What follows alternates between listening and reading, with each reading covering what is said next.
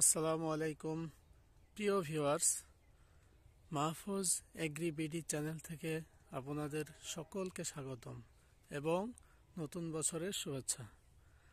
আজ আমি এসেছি আমাদের একটি আমের বাগানে।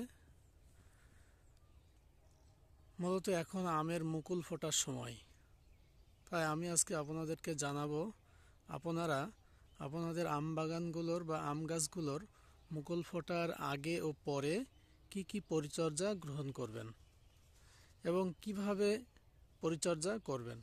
প্রিয় বন্ধুরা, আশা করি ভিডিওটি না টেনে পুরোপুরি ভিডিওটি আপনারা দেখবেন, তাহলে আম বাগানের মুকুল ফোটার প্রথম থেকে শুরু করে শেষ পর্যন্ত যে পরিচর্যা আপনারা সেটা খুব ভালোভাবে জানতে পারবেন।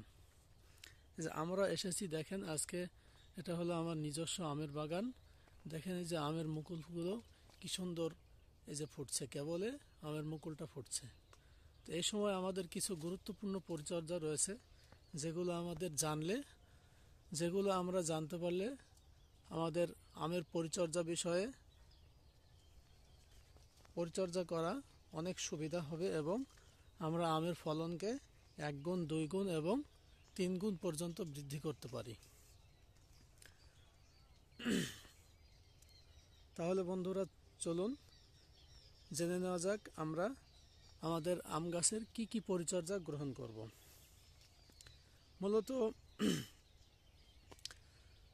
মুকুল আসার আগে আমাদের গাছের কি কি পরিচর্যা গ্রহণ করতে হবে সেগুলো জানতে হবে।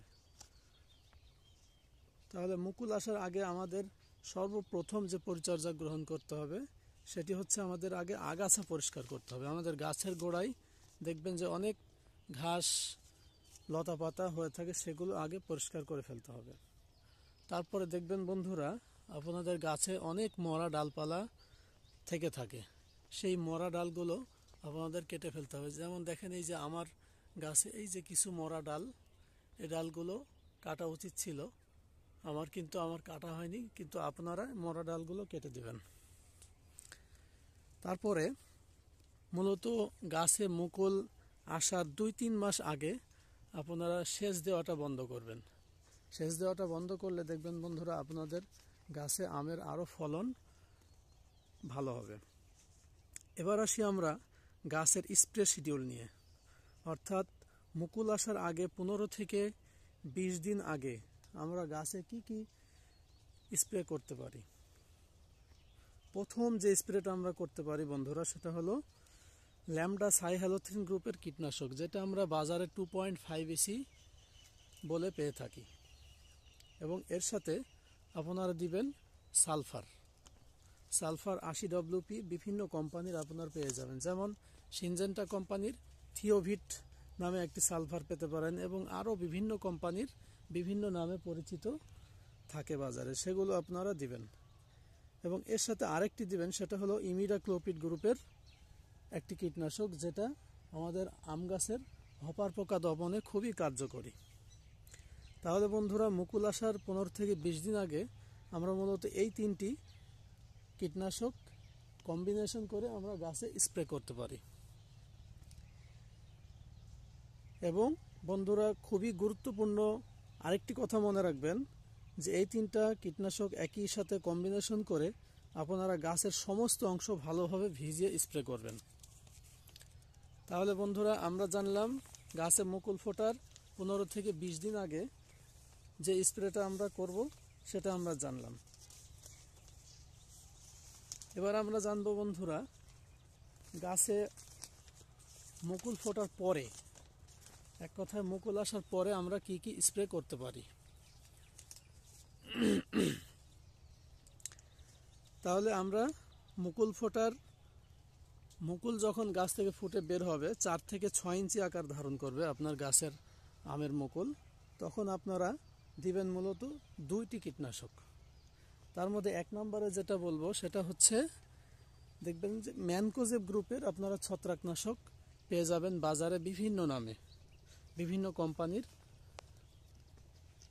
মূলত বিশেষ করে ভালো ব্র্যান্ডের কোম্পানিগুলো আপনারা ইউজ করার চেষ্টা করবেন, যেমন ম্যানকোজেব গ্রুপের ছত্রাকনাশক, এবং তার সাথে আপনারা আমের হপার পোকা দমনের জন্য যেটা ইমিডাক্লোপিড সেটা কম্বিনেশন করে গাছে স্প্রে করবেন।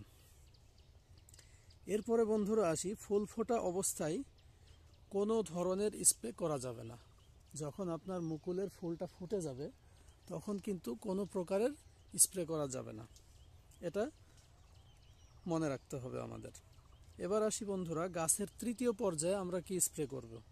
অর্থাৎ যখন গাছে আপনার মুকুল থেকে যখন আমের আকার ধারণ করবে, অর্থাৎ মটর দানার মতো আমটা আকার ধারণ করবে, তখন আমরা কি স্প্রে করব। তখন আমরা স্প্রে করতে পারি বন্ধুরা কার্বেন্ডাজিম গ্রুপের একটি ছত্রাকনাশক, এবং এর সাথে আপনারা হপার পোকা দমনের জন্য ইমিডাক্লোপিড গ্রুপের একটি কীটনাশক কম্বিনেশন করে আপনারা আপনাদের গাছে ইউজ করবেন। তাহলে বন্ধুরা আমরা আজকে জানলাম যে আম গাছে আমাদের ফলনকে 1 গুণ, 2 গুণ এবং 3 গুণ পর্যন্ত বৃদ্ধি করার জন্য আমাদের মুকুল আসার আগে থেকে শেষ পর্যন্ত কি কি পরিচর্যা আমরা গ্রহণ করব। এই যে বন্ধুরা একটি বাগান দেখতে পাচ্ছেন আমার গাছে, খুব সুন্দর, এবার কিন্তু মুকুল ফুটে গেছে। আমি মোটামুটি 15 থেকে 20 দিন আগে এই গাছে স্প্রে করে দিয়েছি। তো আপনারাও এটা চেষ্টা করবেন, তাহলে আশা করি আপনাদের আমের ফলন অনেক ভালো হবে। তো বন্ধুরা আজকের মতো এখানেই বিদায় নিতে চাচ্ছি। ভালো থাকবেন সবাই। আসসালামু আলাইকুম।